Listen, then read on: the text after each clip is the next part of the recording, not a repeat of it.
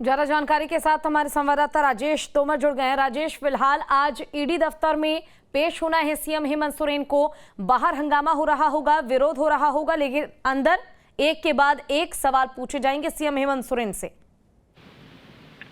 देखिए पूजा, हेमंत सोरेन आज ED office जाएंगे और 11 से 11:30 के बीच जाएंगे। हाँ। उससे पहले 10 बजे के करीब वो प्रेस के माध्यम से अपने कार्यकर्ताओं से बात करेंगे और फिर यहाँ से वो निकलेंगे।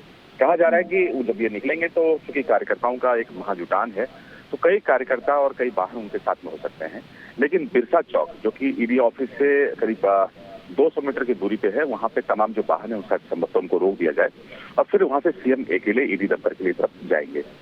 ईडी दफ्तर की अगर बात करें तो वहाँ पर ईडी के अधिकारी 3 बड़े अधिकारी वहाँ पर पहुंचे हैं जो अलग अलग राज्यों से आए हैं, जिसमें कि ज्वाइंट डायरेक्टर, असिस्टेंट डायरेक्टर और डिप्टी डायरेक्टर लेवल के लोग हैं। वो इनसे पूछताछ करेंगे। जो सवालों का जो एक क्रम है, कहा जा रहा है कि तकरीबन 200 सवाल पूछे जा सकते हैं जो ईडी ने जो साक्ष्य खंगाले हैं।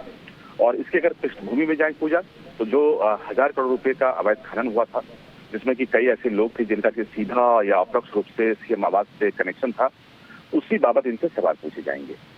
तो ये जो पूछताछ है, पूछताछ का सिलसिला आज से लेके अगले कुछ दिनों तक हो सकता है।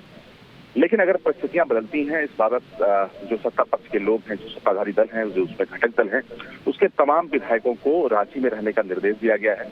अगर परिस्थितियां बदलती हैं तो वो यहाँ पर जो सत्ता पक्ष के लोग हैं उसके हिसाब से अनुकूल निर्णय ले पाएंगे। तो परिस्थितियां यहाँ पर जो है वो काफी अभी आज जो सरगर्मी है वो काफी कुछ देखा जा रहा है और जो सियासत है वो चरम पे है पूजा।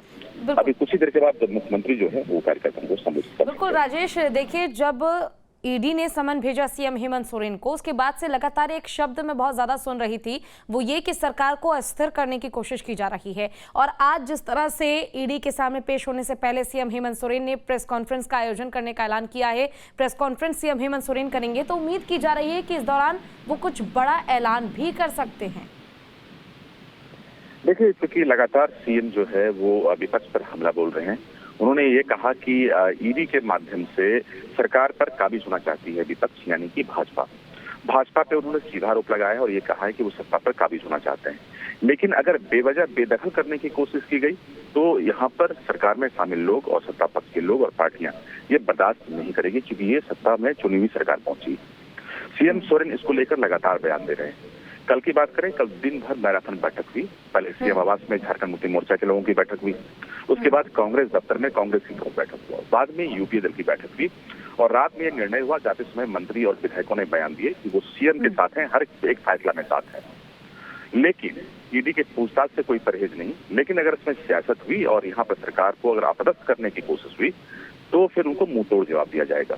यानी जो कसमकस है और जो रस्साकसी है वो साफ दिख रहा है। पूजा, यहाँ पर जो हालात हैं उसको कंट्रोल करने के लिए जगह जगह पुलिस बल का तैनाती है। ईडी ऑफिस के बाहर भारी सुरक्षा बल तैनात किए गए हैं ताकि किसी तरह का कोई ऑपरेशन ना घटे। तो आज दिन भर यहाँ पर सियासत जो है वो लगातार सक्रिय रहेगा और काफी गर्माहट आपको महसूस होगा।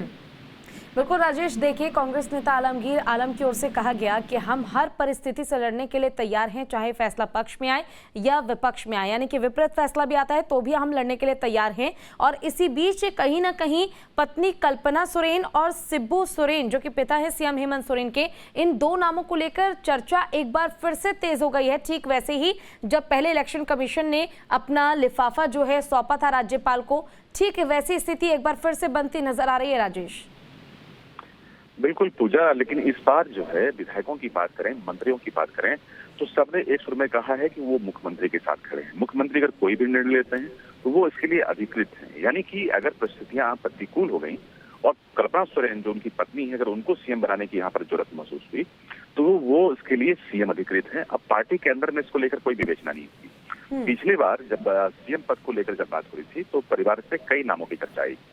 गुरुजी के बाद नाम की चर्चा हुई, उसके बाद कल्पना सोरेन, सीता सोरेन सहित बसंत सोरेन के नामों की भी चर्चा थी। इस बार बिल्कुल साफ है कि अगर परिस्थितियां बदल गई और अगर गिरफ्तारी की नौबत आती है तो सरकार बचाने के लिए कल्पना सोरेन को तत्कालीन मुख्यमंत्री बनाया जा सकता है। इस बात को लेकर अब लोग सहमत हैं। तो ये हालांकि देखने वाली बात होगी कि पार्टी खुद झारखंड मुक्ति मोर्चा के अंदर में, जहाँ पर उनके परिवार के अंदर ही कई महत्वाकांक्षी लोग हैं, विधायक भी हैं, तो क्या सब कुछ आसान रहेगा? हालांकि इसमें अभी देरी है, तो इस विवेचना पर फिलहाल अभी कोई राय रखना उचित नहीं होगा। लेकिन अगर परिस्थितियां बदली तो उस कल्पना सोरेन के नाम की चर्चा हो सकती है, उससे आगे क्या सकता है। और इसमें जो गठबंधन के लोग हैं उन्होंने सहमति प्रदान कर दी है। पूजा, बिल्कुल, देखिए राजनीतिक संकट के बीच सीएम सोरेन आज ईडी दफ्तर पहुंचेंगे। उसके बाद अनुमान ये भी लगाया जा रहा है कि पूछताछ लंबे समय तक चलने वाली है। अब देखना ये होगा कि पूछताछ में क्या सवाल पूछे जाते हैं और उसका सटीक जवाब किस तरह से सीएम हेमंत सोरेन देते हैं। आपका बहुत बहुत शुक्रिया इस तमाम जानकारी के लिए।